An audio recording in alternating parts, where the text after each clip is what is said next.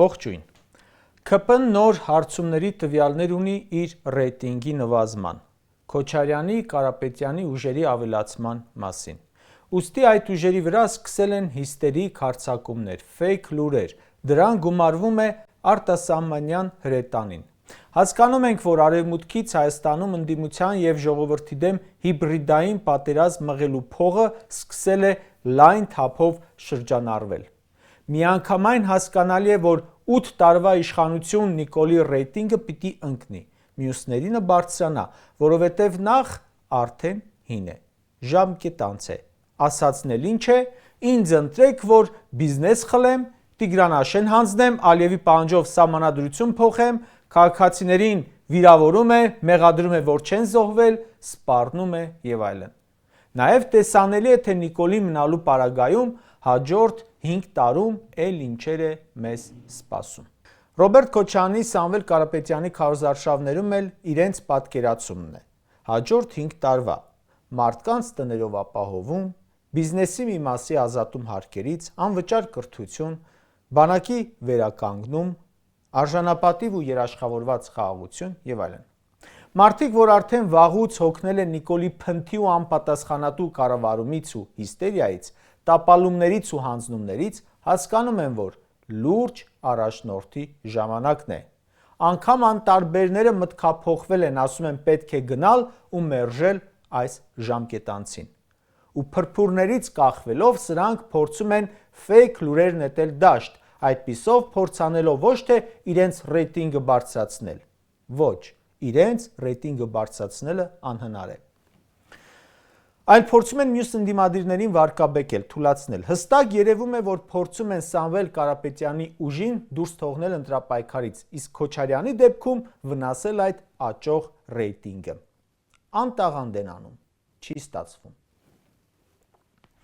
Անդրադառնամ որոշ ֆեյքային և հիբրիդային գրոհների։ Սամվել Կարապետյանին փակի տակ պահելով նրա ռեյտինգի բարձրացման դեմը չեն կարողանում առնել։ Ու հիմա ինչ որ հրապարակում են անում, թե մի հատ սենց կայք կա, որտեղ մի հատ թուղթ կա, մի հատ էլ անանուն աղբյուր պատմել է, որ նա 99 թվականից FSB-ում աշխատող է եղել։ Եթե նպատակը Սամվել Կարապետյանին տրողներին հիասթափեցնելն էր, դա չի աշխատում։ Մարդիկ ասում են, ոչ մեզ էշի տեղ դրեք, ոչ ձեզ։ 99 թվականին արդեն իսկ մուլտիմիլիոնատեր էր Կարապետյանը, կայացած մարդ, եւ տրամաբանությունը չկա FSB-ի հետ հաստիկային աշխատակից լինելու։ Բայց սրանց նպատակն է ըստ էության փորձել հիբրիդային պատերազմի շրջանակներում ընտրապայքարից դուրս թողնել ուժեղ Հայաստանին։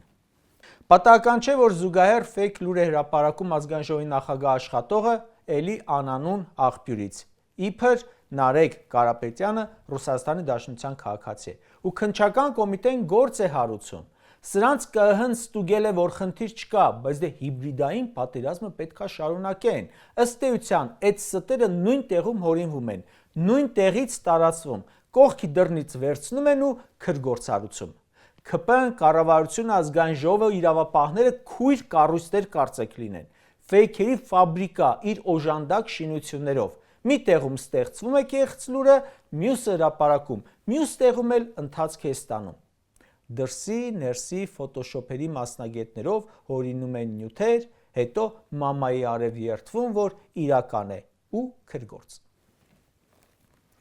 Ռոբերտ Քոչարյանի ռեյտինգը բարձրանում է, ու էլի այդ ֆեյքի տրամաբանությամբ աշխատող Ալենը վերահրապարակում է 2023-ին արդեն մի կռուկ ֆռացած արհեստական բանականությամբ ստեղծված մի ձայնագրում, որով իբր հեռախոսազրույց են ունեցել Պուտինն ու Քոչարյանը։ Հիմա դա հրապարակում են, ու մեր երկրի թիվ 1 Սուտասանը հայտարարում է, որպես վարչապետ երաշխավորում եմ ձայնագրությունը կեղծ չէ։ Ալամ աշխարհի ստախոսը կարող է երաշխավորել, որ ինչ որ բան իրական է։ Սրանց թվում է կարող են ինչ որ բան հորինել ու դրանով վնասել Քոչարյանի հեղինակությունը։ Այս երկրում եթե կան մարդիկ, որ երազում են իրավիճակից սահուն դուրս գալ, դա Նիկոլն է, դա ՔՊ-ն է։ Սրանք հասել են մի կետի, որից սկիզբ է առնում երկու ճանապարհ։ Մեկը տանում է քաղաքական գերեզման, մյուսը բանտ։ Ոչ գնալու ուրիշ տեղ ունեն, ոչ էլ հետ կարող են գնալ իրենց փաբերն ու հոտավետ գրասենյակները։ Հիմա եւս մեկ ֆեյքի մասին, բարձրաստիճան։ Առողջապահության նախարար ունենք, ինքն էլ իրավաբան, լայվ է մտնում ու աչքերը կլորացրած այնպիսի սուտ է ասում, որ թվում է ինքն է արհեստական բանականությամբ գեներացված։ Ինձ թված նախարար Անահիտին գողացել են, տեղը ռոբոտ են դրել։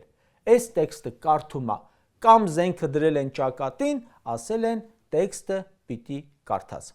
Դիտենք, թե ինչ է ասում։ Պատերազմի ժամանակ, երբ որ իմ ամուսինը, եղբայրներս Ղարաբաղում էին, ամեն օր զանգում ասում էին, որ Քոչարյանի մարդիկ քայլում են շարքերով եւ սադրում են եւ ասում են վերադարձեք, մի կռվեք, գնացեք, թողեք ձեր դիրքերը։ Քոչարյանը իր կլանի հետ մեկտեղ։ Բայց որ տենց Ղարաբաղի դարդոտված էիք, ինչի էիք զորքերին փորձում հետ ուղարկել, ինչի էիք փորձում մարդկանց, Հայաստանից գնացած մարդկանց ասել մի կռվեք, գնացեք։ Շատ լավ հիշում ենք, որովհետև մեր բարեկամները, մեր եղբայրները, մեր ամուսինները այնտեղ են եղել։ Դեղին մամուլը սենց բաներ չէր գրի, ժողովուրդ, կամա չէր գրի։ Մեր նյութերի տակ, իմ վիդեոների տակ ամեն օր հավաքվում են ինչ-որ քանակի իշխանական ֆեյքեր ու ինչ-որ հիմարություններ գրում։ Ժորժ ջան, վստահեցնում եմ, ավելի մեծ հիմարություններ չեն գրում, քան ասում է նախարար Տիկինը։ Իմիջիայլոց, ֆեյքերը անդեմ են, կեղծանուններով, որովհետև այն ինչ գրելու պատվեր, որ ստանում են, իրենց դեմքով չեն գրի, իրենց նկարը չեն դնի, իրենց անունը չեն նշի դրա տակ, պարզվում է նախարար Տիկինը դրա խնդիրը չունի։ Այսինքն ինչ կհարցնեք, մի ֆեյք քշողի քթածակել չունի, դե երևի չունի, ինչ ասեմ։ Դուրս է գալիս այս գործիչների տակից Հանես Պաշտոնյայի աթոռը մնալու է մի հատ պրիմիտիվ ֆեյք, այն վատ տառասխալներով լատինատար գրող ֆեյքերից, որովհետև սրանք ոչ պետական գործիչ դարձան, ոչ քաղաքական գործիչ դարձան, ֆեյքի մակարդակի ինչ-որ մարդիկ են։ Ես իմիջիայլոց անընդհատ մտածում եմ, որ մեր նյութերի տակի ֆեյքերը այս պարապ-սարապ մինիստր դեպուտատներից են, Նիկոլի աշխատակազմից են։ Ցավը այն չէ, որ Անահիտ Ավանեսյանը ֆեյքային լուրեր է տարածում, Ժորժ ջան, ցավը այն է, որ նա նաև նախարար է, առողջապահության քաղաքականություն մշակող համակարգող։ Մինչև հիմա ես գիտեի, թե ինչ-որ ֆեյք է հորինել, բայց կարող է իրականում Անահիտ Ավանեսյանն է հորինել լուրը, թե Քոչարյանը բոլոր ձվերը խանութներից առել է, որ ձվի կրիզիս լինի զատկին։ Տիկին Ավանեսյան, կոչս ձեզ, հաջորդ եթերին դա պատմեք, նաև պատմեք, որ Քոչարյանը գերիներին պահում է իր պատվալում, կամ որ Քոչարյանն է զենքը դրել Նիկոլի ճակատին ու ասել Ղարաբաղը կտաս։ Հասկացանք իշխանություն, հասկացանք, պատասխանատվություն էլ կա, չէ, այդ ամենի մեջ, թե Քոչարյանի ասած Սաղիթ Նիկոլի վիրուսներն անցել։ Վերջերս լուր աչքովս ընկավ, որ Արարատ Միրզոյանը ԵԱՀԿ ԺՄԻԳ գրասենյակի տնօրենի հետ քննարկել է ապատեիկատվության արդյունավետ հակազդելու մեխանիզմները։ Հիմա թող Արարատը ասի, թե իր ու իր թիմակիցների ապատեիկատվությանը մենք ոնց հակազդենք, որովհետև ինչպես տեսնում ենք, հենց իրենք են ապատեիկատվության չեմպիոնները։ Ժորժ ջան, ոչ մի ֆեյքային լուր չի կարող մեր գլխին բերված այս աղետի սլաքները շեղել ու մոռացնել տալ։ Ապրում ենք երկու հայկական խաղաղ պետություններում ու այսօր էլ այդպես կապրեինք, եթե սրանք չկային։ Դա փաստ է։ Այդ պատերազմը չպիտի լիներ, այս ստորացումները չպիտի լինեին, դուք եկաք ու մեր գլխին բերեցիք, ու նաև հասկանալի է, որ եթե սրանք մնան, այս մի հայկական պետությունն էլ մեզ չի մնալու։ Հայաստան դաշինքը հոլովակ էր թողարկել, որի ցուցադրումը ՀՌԱՀ արգելեց, չնայած իրավունքը չուներ, իմ հասկանալով։ Հոլովակը այն մասին է, թե ինչ է լինելու Հայաստանի հետ, եթե Նիկոլը մնա։ Թրքացում է լինելու, ժողովուրդ։ Կանխատեսում են։ 2021-ին էլ ինչ կանխատեսում էին եղավ,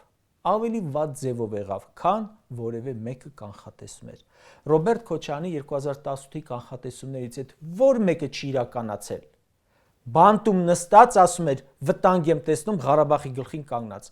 Սրանք ասում են սուտ է, Աղդամը մեր հայրենիքն է, Արցախը Հայաստան է եւ վերջ։ Հանձնեցիք, ասացիք, սխալվել ենք, երբեք էլ չի եղել մեզ հայրենիք։ Ու այսօր էլ կանխատեսում են, որ եթե սրանք մնան, վաղը Նժդեհի փողոցը անվանափոխվելու է Ռամիլ Սաֆարովի անվամբ։ Ազգանուններին էլ օղլի ավելանալու։ Հիմքեր ունենք այդպես մտածելու։ Իհարկե ունենք։ Կարճ ասած,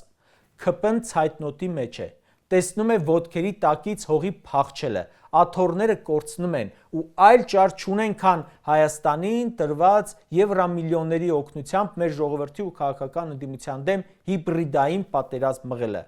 Այդքան փողին ինչ փաստաթուղթ ասես, որ չեն կեղծի, ինչ ձայնագրություն ասես, որ չեն հորինի։ Ձեզ ամուր նյարդեր եմ մաղթում, ժողովուրդ ջան, դեռ իրավիճակը նոր է թեժանում։ Այնքան ֆեյք լուրեր կտարածեն, այնքան կեղծ ձայնագրություններ ու ֆոտոշոփ արված փաստաթղթեր։ Այդ ամենը նրա համար է, որ վերընտրվեն Ալիև, Էրդողան, Փաշինյան եռագլուխը, քանի որ Հայաստանի հետ կապված դեռ պլաններ ունի։